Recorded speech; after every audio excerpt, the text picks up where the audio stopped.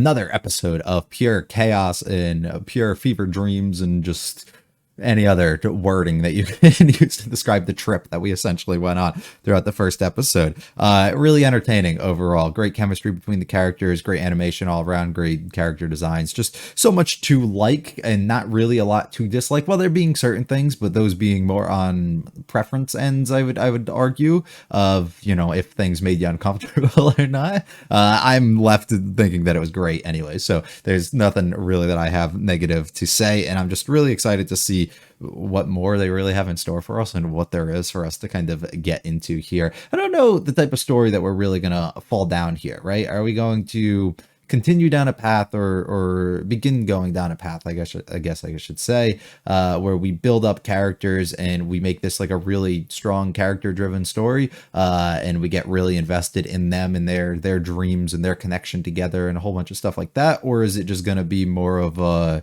type of story where we get really invested and just really intrigued to see like what crazy thing they throw at us next, and how we kind of just work around and make that a part of the story? Either way, it doesn't really matter. I'm sure I'll enjoy it, but I am just curious because that'll just dictate a lot of the way that I become as, I guess, attentive as I should be within the story and paying attention to that and trying to pick things apart throughout the discussions. It'll determine, you know, length of all that stuff. If we're just going to sit here and laugh it off and have a good time and then get out of here, like, it determines a lot. So I'm actually really interested to see the full-on direction that we take. I think they took a strong direction in the first one by indicating that we could go down a lot of stuff regarding characters, but I am interested if they do plan to hold true to that, or if it's more of just like the initial, we have to kind of get these people engaged and interested, and that we can just be as wacky as we want. I don't really care, but we'll end up seeing. Hopefully you guys enjoy, though. If you like it all, like and subscribe to Monster, feel free to stick around for the discussion. Let me know in the comments if this is a better series to go on episode 2 of Dandadan. It's my name, there's nothing you can do about it. It's just gonna come in and out.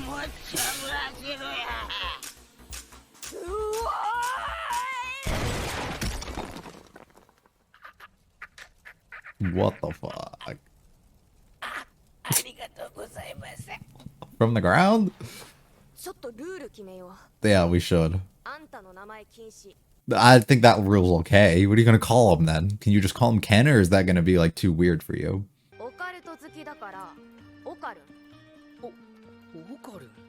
Okaroon.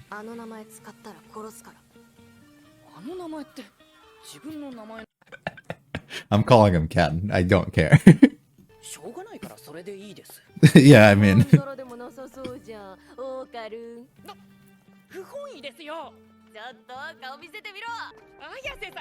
Spent the whole night just walking home. Yeah. They have school today? Oh, because they were going there. That's right. Just camp out for the night.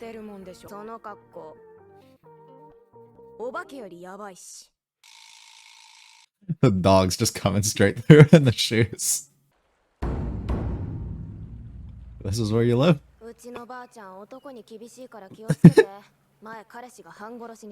Yeah, but he's really different than them.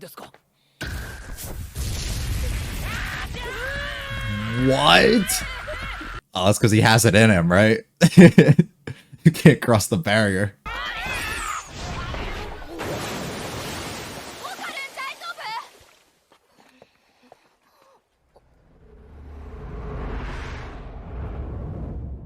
Just put up the seal. I mean, given her profession and everything, we probably should have made the assumption. Like, we probably should have assumed. And not you this time. You got this. Cross the barrier. That's exactly how one would do that, too. They're so goofy.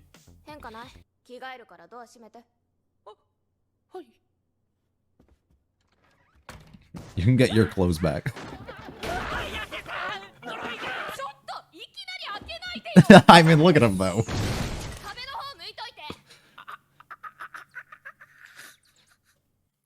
At least you can control the force and everything that's utilized, so you don't, you know, break through the walls. Yeah, like what's exactly left now?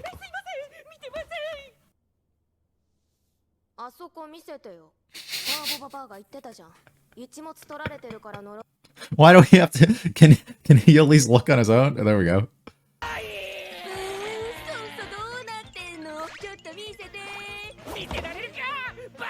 Does he lose his balls too, or is it everything?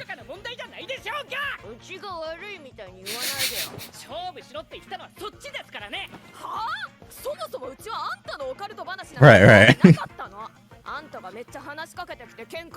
Sorry, he wanted a friend. To think that somebody was similar to him. Right. And they seemingly took an interest in potentially something similar. Poor guy.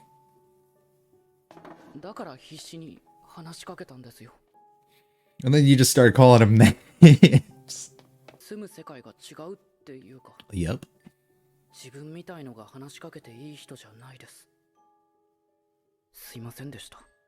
Similar to the phone conversations, not being able to say these things directly to the face. And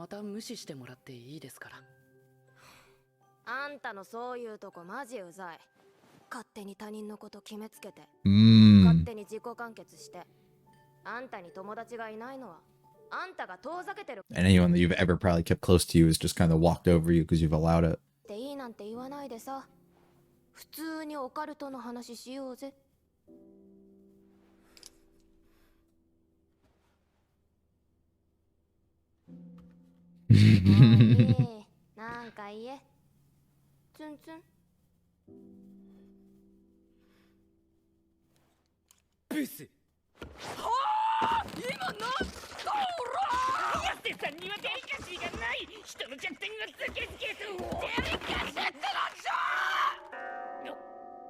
She hope.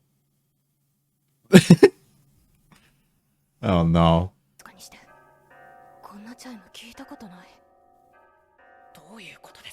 We don't have a doorbell.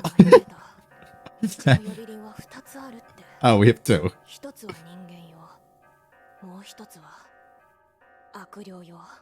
They're just here? Oh, so they can come to the door. You should have put it back up.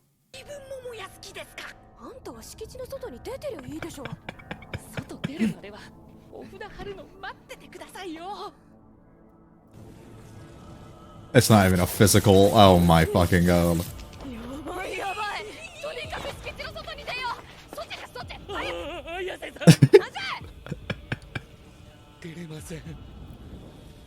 We're gonna need the grandma to come save us.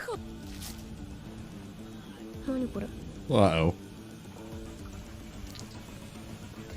How come? It's taking over again. Is it overutilization of her ability?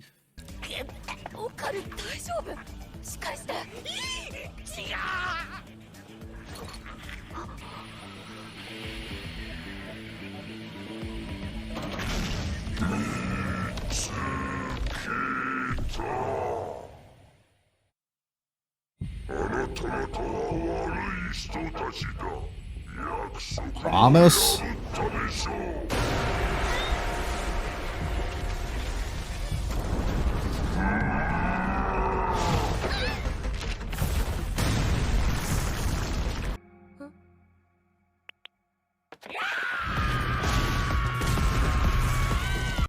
It took him a moment to process what was occurring. Right.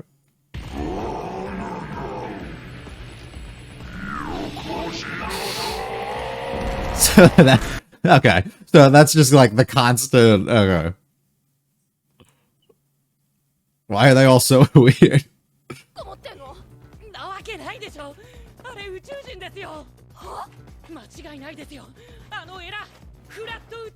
I mean, and what he's after. What?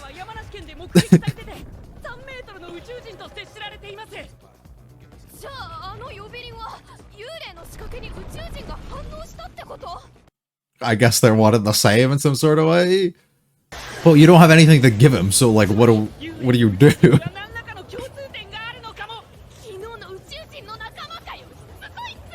Yeah, I feel like your life from now on is gonna be like this.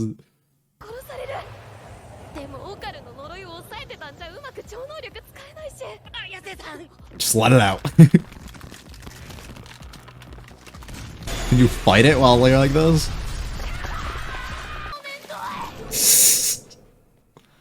Huh?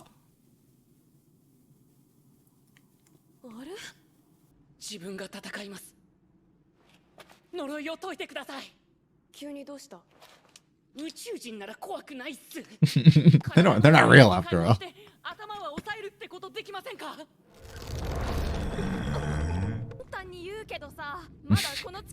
Well, use your fucking brain and make it happen. Yeah, use everything to our advantage except keep his head like in check for what he needs. So you can mentally kind of be aware of what's going on. That'd be sick. Allow him to really power up. Oh shit. Oh.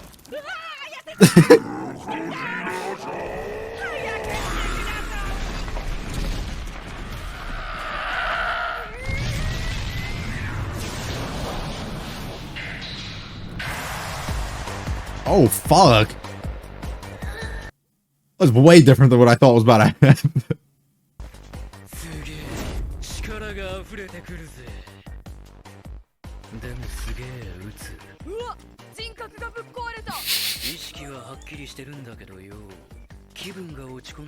Yo.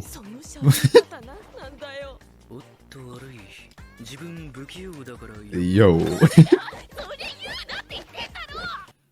He was so badass for a second. Now he's just goofy. No, he's quick as fuck though.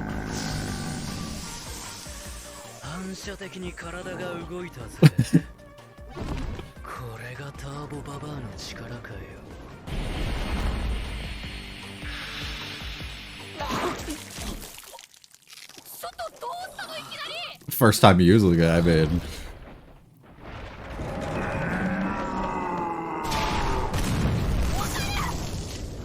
Just gets so every chance he gets, he just gets attacked. Oh, he's good, he's good. Or hit the eject button.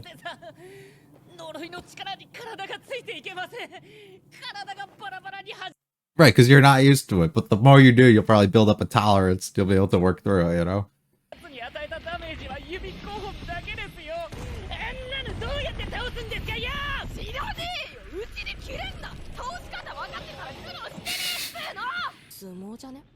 That's what I thought when I first saw it. I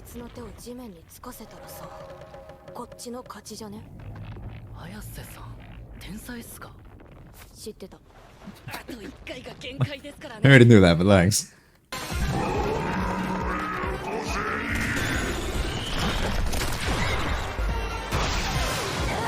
Holy fuck. That's one.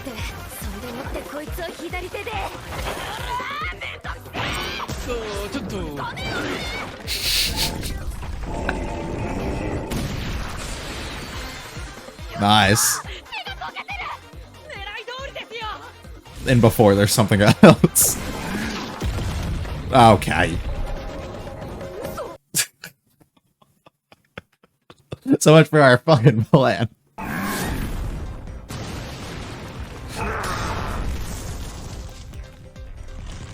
There's a severe lack of blood for the amount of times we forcibly blow up walls.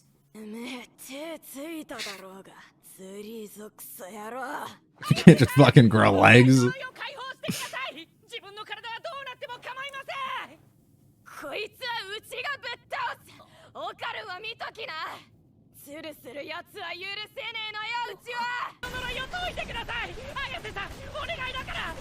she cooking something up here that I'm not seeing?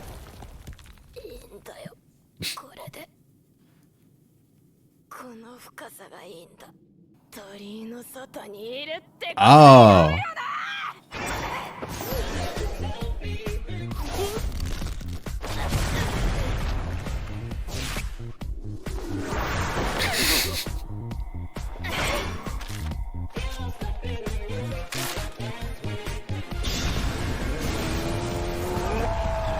that looks so cool. Well done, the original plan. Huh, everything's normal. Well, let's try it again. Can we go in, though? There's no way he doesn't get burned again, right? Oh. She's got nothing left. なんかいい感じだよ。うちはおばちゃんパーマの方が良かったけど。バカにしてたでしょうか。あれ、なんか目が回る。あ、やばい。え、綾瀬さん、しっかりしてください。綾瀬さん。It's gonna come back out. Ugh. Grandma, please.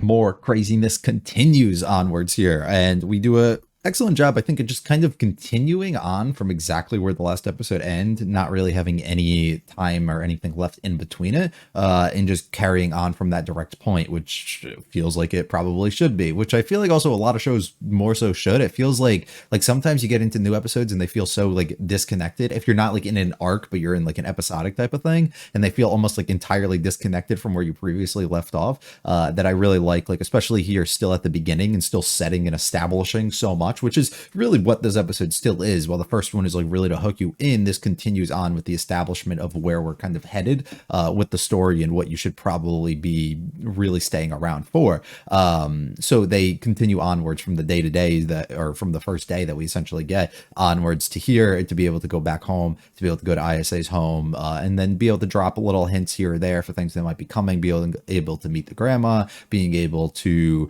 have to go against a bunch of these different things, you know, the alien coming in here that doesn't appear to be alien like at all, but finds himself to be. But the strong thing, I think, and the main thing that they really are trying to nail here and set up with all that stuff aside is just the chemistry still between the main two, which was realistically the highlight from the first episode for me and continuously is here again, where they both just really have something special, I think, really between them. And the entire conversation with Ken coming clean about the first time, really feeling like he has the opportunity to make a friend or something there, I think is really like the highlight of the scenario that we're in, where some people might put like on this persona a little bit on the exterior of the way that they kind of present themselves. And maybe that is exactly who they are, and they are being true to themselves, but you can't just kind of look at somebody and associate them with being like otherworldly almost and not being in the same kind of class as you, or not feeling like that they want to be around you or whatever. You just can't assume the intentions and feelings and stuff of others, which is exactly what ISA kind of tells them.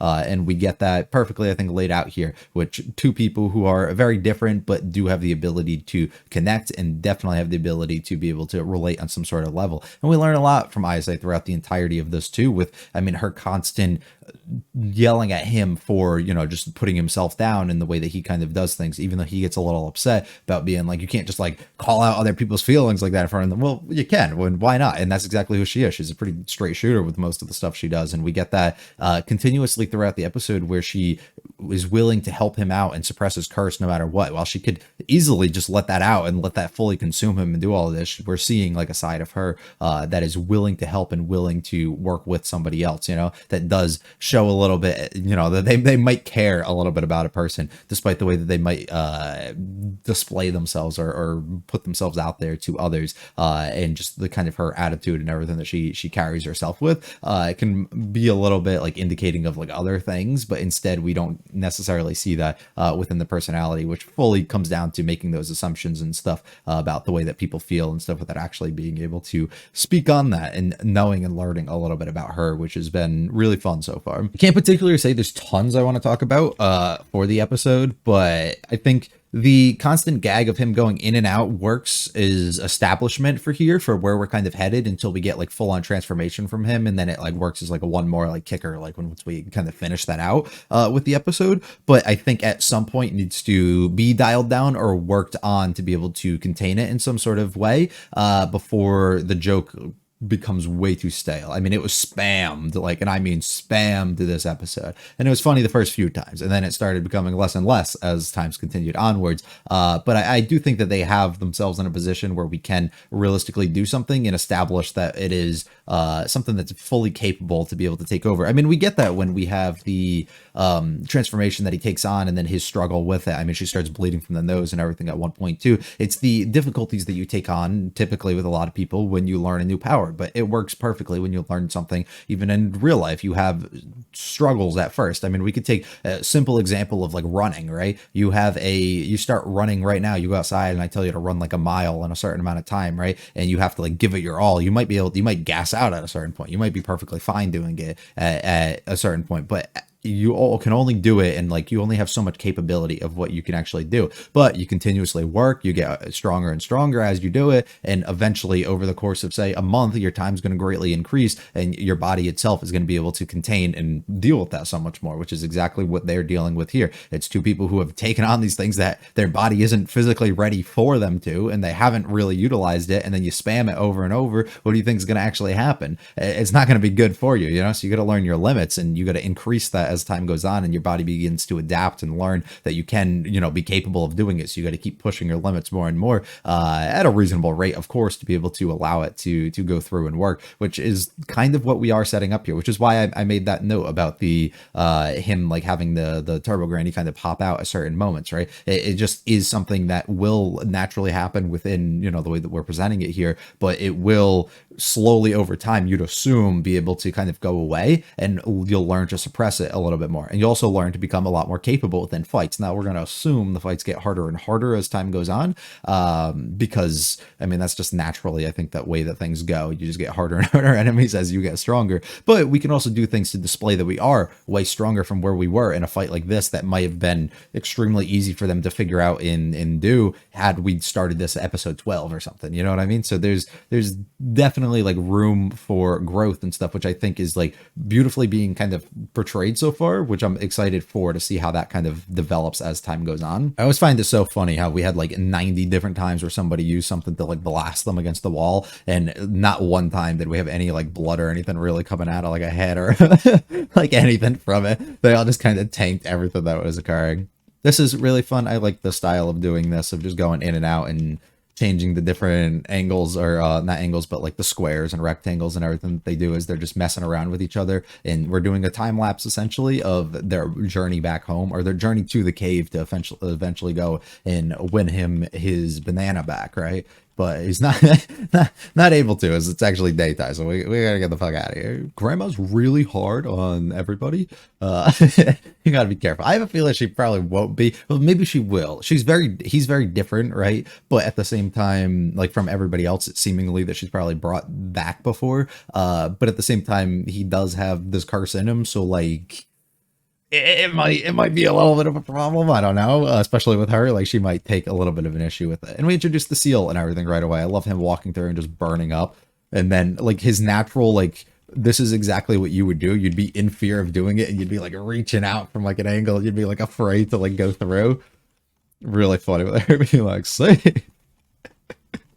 and you're good. So we utilize this to whatever we can, and we kind of take it away to bring him inside. We hang out for a little bit, constant little gags, of course, as we still establish that this is happening. Show me what's down there. What's going on? They took it from you? I'm a little upset they didn't show us. I'd love to see it just be nothing.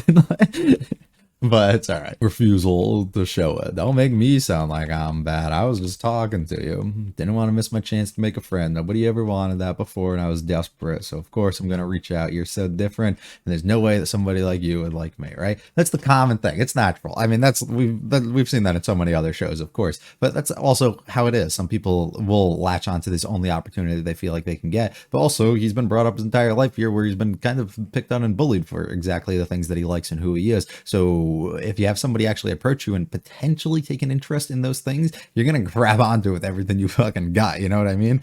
I mean, some people are gonna turn it into they're just picking on me and they're just like trying to like jokingly get close to me so that they can make fun of me. But I get exactly why he does. But then he's like, you're gonna do away with me and you don't need me or anything around. She's like, the fuck is wrong with you? Like, you don't gotta you don't gotta assume other people's attentions and who they are, until he's like, you're so ugly, which is I think like a defense thing of him just coming out and trying to change up the mood a little bit, which is pretty funny. But also, I think it represents like this entire thing when she's in here and like keeping his head down and not facing her and everything is kind of similar to how she talked about how easy he ends up being to talk to when they're on the phone in comparison to like in person and stuff. And it's the same thing here where him not having to actually face her and almost having this wall essentially behind him where he's laying up against is utilized as like this barrier so that he can actually explain how he feels. You know, he can let those emotions out without actually having to face this person in a way. It's like a mental block that he essentially can do with other physical representation almost,